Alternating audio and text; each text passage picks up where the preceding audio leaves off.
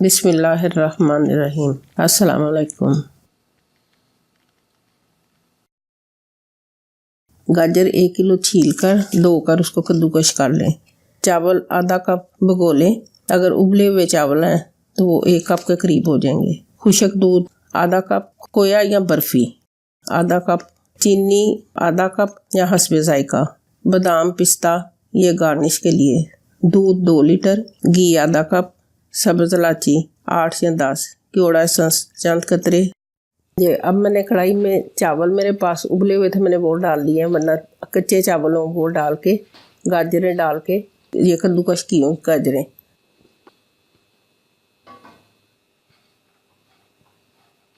और आधा कप पानी डाल के तो उसको जो है ना पकने के लिए रख दें, जिससे वो गाजरें भी हल्की सी गल जाएंगी और चावल भी। अब मैंने इसमें 2 लीटर दूध डाला है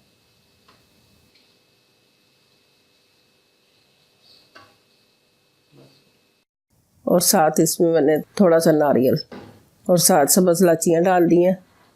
देखिए मैंने चमचा चला रही हूँ, इसको सारा मिक्स कर दूँगी। अब ये कुछ पक गया। बर्फ़ी डाल दी, मेरे पास बर्फ़ी थी, वैसे खोया भी डाल सकते हैं। इन चीज़ों से इसका जायका अच्छा मज़े का बन जाता है। थोड़ी देर उसको पकने के लिए रखा है,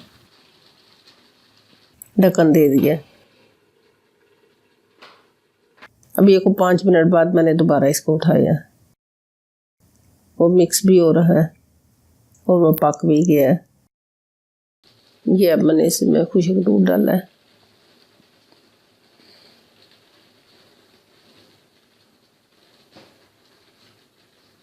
घी जो है देसी घी वो डाल दिया,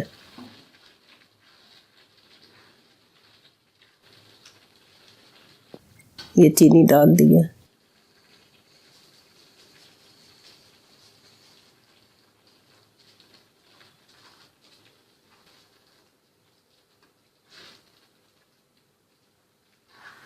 केवड़े का एसेंस डाला है।